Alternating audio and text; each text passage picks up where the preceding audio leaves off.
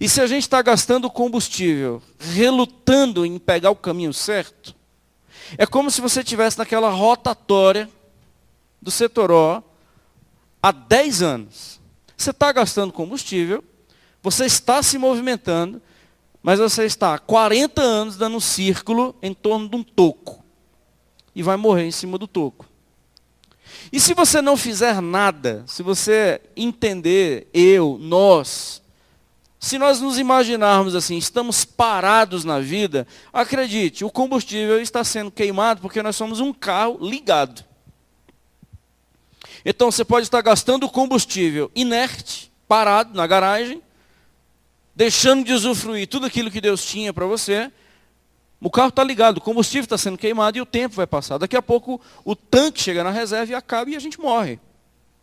Outra possibilidade é a gente estar dando voltas em torno de problemas, dando voltas em torno de passado, dando voltas em torno de dor, de trauma, de raiva, de mágoa, de decepção, de expectativa. A gente fica só dando voltas em torno de.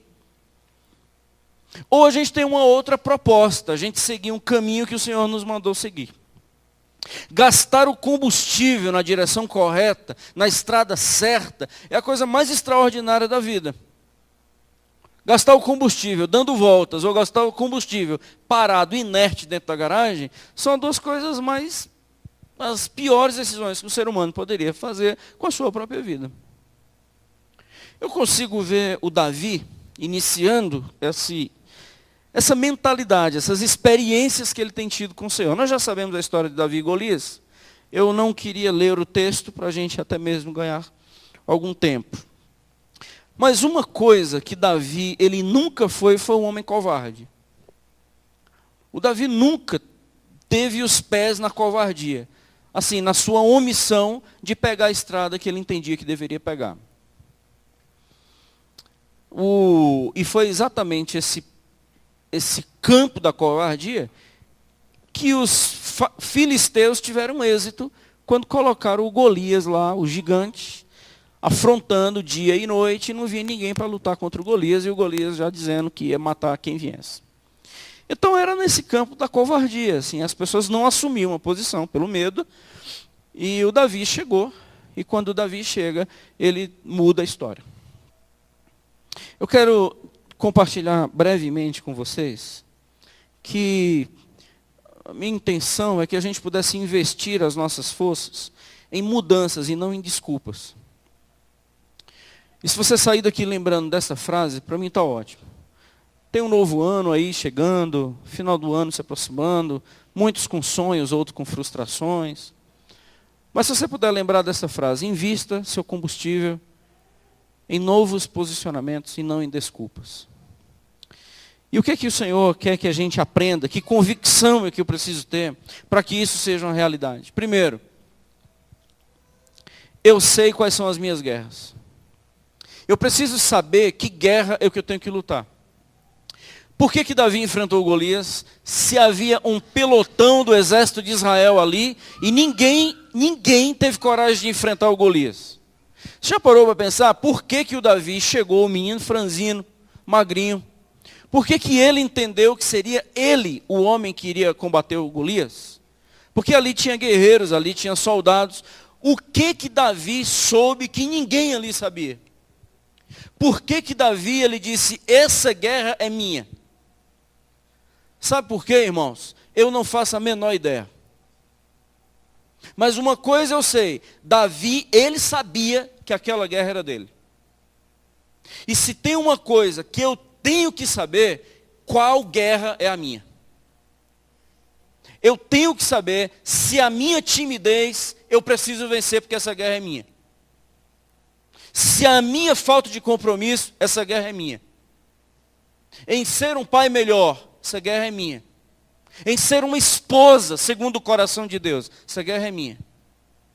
Usar o tom de voz correto com filhos, essa guerra é minha. Eu não tenho como terceirizar isso. Tem um pelotão, ninguém está lutando essa guerra, mas eu sei qual é a minha guerra. A luta contra um pecado, essa guerra é minha.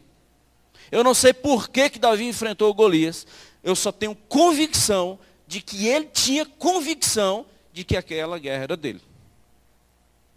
Quais são as nossas guerras? Pegar a estrada correta, eu tenho que identificar essas lutas. Dela que eu não posso fugir. A gente não pode fugir das nossas guerras. Essa mesa, ela exemplifica que o nosso Senhor, por mais que tenha dito que é amargo uma determinada situação que o levou até aqui, ele nunca fugiu. Eu vim para isso. Davi, ele encarou porque ele levou tempo até chegar ao Golias, entendendo que algumas coisas não faziam parte da sua vida. Dentre elas, a omissão das suas próprias guerras. E a gente tem muita luta para viver e a gente vive para lutar. Agora, a gente não tem como lutar todas as guerras e não tem como lutar a guerra do outro. Meus irmãos, às vezes nós estamos lutando guerras que não são nossas e querendo que pessoas lutem as guerras que são nossas. Muitos de nós colocamos para que esposa guerreie em nosso lugar, que marido guerreie em nosso lugar, que filhos nos representem no combate. Está errado, irmãos. E a gente tem medo? Tem. Sabe quando é que o medo vai sumir? Quando a coragem chegar. Certo ou errado? É errado. Porque quando a coragem chega, não significa que o medo foi embora. A coragem é uma capacidade dada para a gente enfrentar os nossos medos. Não é substituição. Coragem não substitui medo. Coragem é a capacidade de enfrentar o que a gente tem medo. Porque todos nós temos medo. Então nós queremos uma substituição mágica. Eu tenho medo de falar em público. Eu não vou ter agora uma coragem para chegar aqui e não ter mais medo de falar em público. Eu vou ter uma coragem de enfrentar o medo de falar em público. E eu virei. Então não há uma substituição. Há uma nova condição diante daquele que me é opositor. E por que a gente não vence os nossos medos? Porque a gente não acredita nessa capacidade que o Senhor nos dá de enfrentá-los na coragem que Ele nos concede. A gente olha para o nosso braço, a gente não olha na capacidade que Ele nos dá. E quando a gente olha para o nosso braço, a gente entende que o nosso medo tem razão de existir. Mas quando a gente olha para a capacidade que o Senhor pode nos dar, quando eu olho para o meu Senhor e não para o meu inimigo, eu não tenho nenhum problema de enfrentá-lo, porque eu vou numa coragem, não é destemido, eu vou convicto de que eu vou lutar em o nome do Senhor. Segundo, eu sei que as palavras contra mim não têm poder. Eu não acredito que palavra tem poder. Eu rejeito a teologia de que palavras têm poder e há poder em nossas palavras. Eu não admito isso. Porque isso é deixar o inimigo extremamente municiado com algo que ele não tem. Isso é colocar um poder para o meu opositor que ele não possui. Isso é me deixar numa condição de refém que eu não deveria. Não tem poder nas palavras. Tem poder naquele que é o meu Deus. Nele há poder. Quer perceber o que foi que Davi enfrentou? Primeiro, Davi enfrentou uma reprovação. Veja no versículo 28. Porque Davi, quando chega e vê aquela confusão, aquele homem arrotando já a vitória, Davi ele quer saber o que está acontecendo. Pergunta um, pergunta outro. E veja o que o seu irmão Eliabe diz. Por que desceste aqui? Verso 28. E a quem deixaste aquelas poucas ovelhas no deserto? Bem conheço a tua presunção e a tua maldade. Desceste apenas para ver a peleja. Você é um irresponsável, Davi. Essa luta não é tua. Davi, se você quiser vá se meter com a sua vida. Cadê as ovelhas do papai? Quem ficou cuidando das ovelhas do papai? Um homem que enfrenta as suas lutas é um homem que sabe que palavras não têm poder. Você não vai gerar culpa em mim. Nós não podemos ser vulneráveis com palavras de culpa. Mas eu tenho que andar em convicções. Você está no lugar errado. Você é um irresponsável. Você é uma pessoa errada. Davi, eu conheço você. Você é um cara mau e você é um cara presunçoso. Imagina ouvir isso. Então, quando eu quero colocar minha vida na rota correta, as pessoas podem me chamar de parente do Beelzebul. As pessoas podem dizer que eu estou possuído de demônio, mas eu não deixo a minha rota. Quem sofreu isso? O nosso Senhor. Disseram para Jesus que tudo que ele fazia era no poder de Beelzebul. Então, as nossas críticas são bem-vindas. Por quê? Porque confirma as nossas convicções. Quando um covarde ou quando um omisso me critica, significa que eu estou na rota correta, irmãos. Porque se um covarde e um omisso me elogia, então eu estou na rota errada. É óbvio. Porque qual é o problema do cara omisso e do covarde? É ele ser denunciado. E como é que um omisso e um covarde vai ser denunciado? Se eu fizer o que ele não faz. Eu não preciso ir contra ele, eu só preciso fazer o que é certo. Agora, quando eu faço o que é certo, ele fica com raiva. Porque o que eu fiz, é pelo que eu fiz? Não, pelo que eu denunciei. Então, por que inveja? Inveja porque eu estou fazendo uma coisa que você deveria fazer, mas como é omisso e como é covarde e não faz, você está com inveja daquilo que eu estou fazendo, porque eu estou denunciando. Então, o que você está querendo, Davi? Ser o herói do negócio? Então, essa é a palavra de alguém que tem inveja. Estão entendendo? Então, não há poder em palavras. Então, o Davi enfrenta aqui uma reprovação. O Davi enfrenta uma desconfiança. Uma desconfiança de quem? Do próprio rei. Veja no versículo 33. O próprio rei Saul disse: você não pode ir para essa peleja. Você não pode ir. A palavra de um irmão dizendo: você é irresponsável. A palavra de um rei dizendo: você não tem condições. Não era suficiente para voltar? O pastor não aprovou. O pastor não concordou. O pastor não acreditou. Isso é motivo suficiente para recuar? Então não tem convicções. O rei disse não pode. O irmão disse que é mal, presunçoso e irresponsável. Então eu volto. Por que eu volto? Porque eu estou querendo de elogio. Eu não estou querendo ser testado. Amém, irmãos? Então não há poder nas palavras. Há poder numa convicção. Porque se tivesse poder em palavras, o Davi já recuaria logo de primeiro, já com seu irmão. Porque o irmão está dizendo: eu te conheço e você é mau. Pronto, se tivesse poder em palavras, Davi passaria a ser uma pessoa má.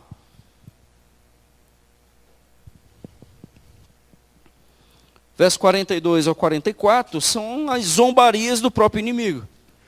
Do 42 ao 44, ele diz: você é um franzino, eu vou moer você, eu vou acabar com você. Então, reprovação, desconfiança e zombaria. Você continuaria firme?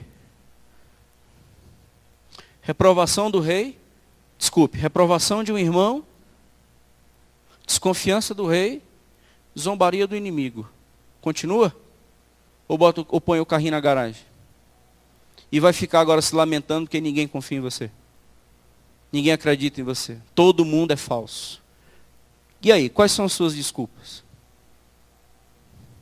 E aí, quais são as suas explicações aí para você não fazer o que você deve fazer e enfrentar as guerras que são suas? Quais são as desculpas? Terceiro, o que é que Deus quer que eu tenha de convicção? Primeiro, eu tenho que saber quais são as minhas guerras. Segundo, eu sei que contra mim palavra não tem poder. Terceiro, eu sei quais as armas que eu devo usar. Do verso 38 ao verso 40, quando Saul disse assim: então tá bom, então tu vai. E o Saul tenta vestir o Davi com as suas armaduras, o Davi não consegue andar com aquilo. 2 Coríntios 10:4, o apóstolo Paulo diz: as nossas armas não são carnais. As nossas armas são espirituais. E são poderosas em Deus para destruir fortalezas e anular sofismas. 2 Coríntios 10:4, as armas que nós temos, elas não são carnais. Davi, ele foi revestido de armaduras, espadas e escudos. E fala aqui no texto que o Davi não conseguiu nem andar com aquilo. Eu não consegui nem andar. Versículo 39. Davi cingiu a espada sobre a armadura e experimentou andar, pois jamais havia usado. Então disse Davi a Saul: não posso andar com isso, pois nunca usei. E Davi tirou aquilo de sobre si. Para matar um leão e para matar um urso, eu nunca precisei usar recursos humanos. As vitórias que o Senhor tem concedido a mim têm sido através de experiências com Deus.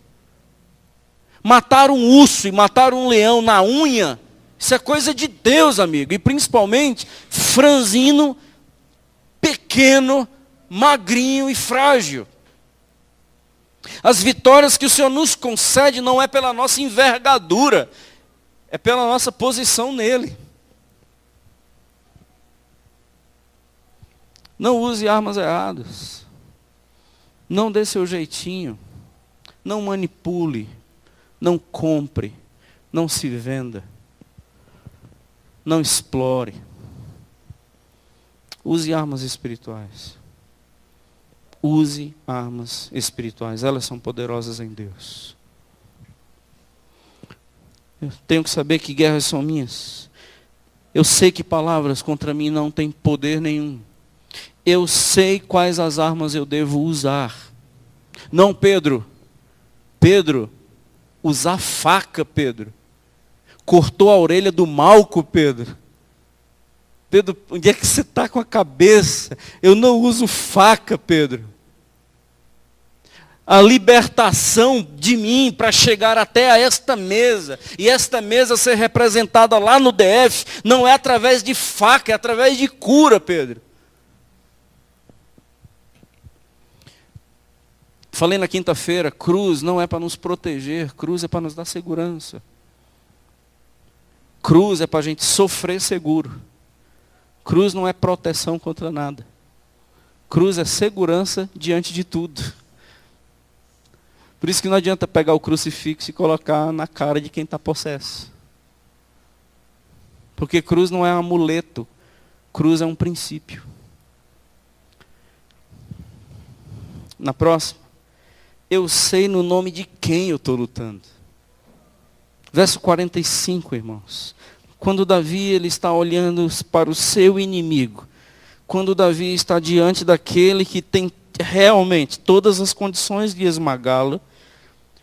Davi ele só diz uma frase: eu vou contra ti. No final do versículo 45. Em o nome do Senhor dos Exércitos. Você sabe em que força eu estou lutando as minhas lutas? No nome do Senhor dos Exércitos. Você sabe por que eu ainda não desisti? Porque por causa da minha luta está sendo em nome do Senhor dos Exércitos. Eu vou contra esse meu inimigo em nome do Senhor dos Exércitos. Eu vou contra essas minhas inclinações, eu vou contra esses meus pensamentos, eu vou contra esses meus inimigos que se levantam, se agigantam diante de mim, em nome do Senhor dos Exércitos. Eu não vou em meu nome, eu não levo o nome de ninguém, mas eu vou em nome do Senhor dos Exércitos, o meu Deus. Este grande desafio que eu tenho pela frente, essa grande luta que eu estou lutando e travando, que é minha. Mas eu vou lutar em nome do Senhor dos Exércitos, sem as minhas desculpas. O meu carro vai para a via correta.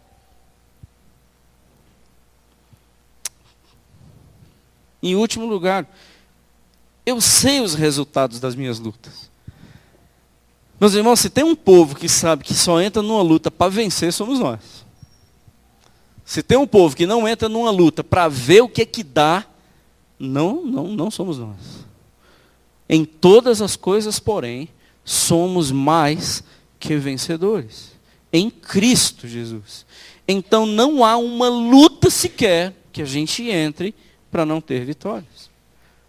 Por mais que aos nossos olhos sejam derrotas. Verso 46.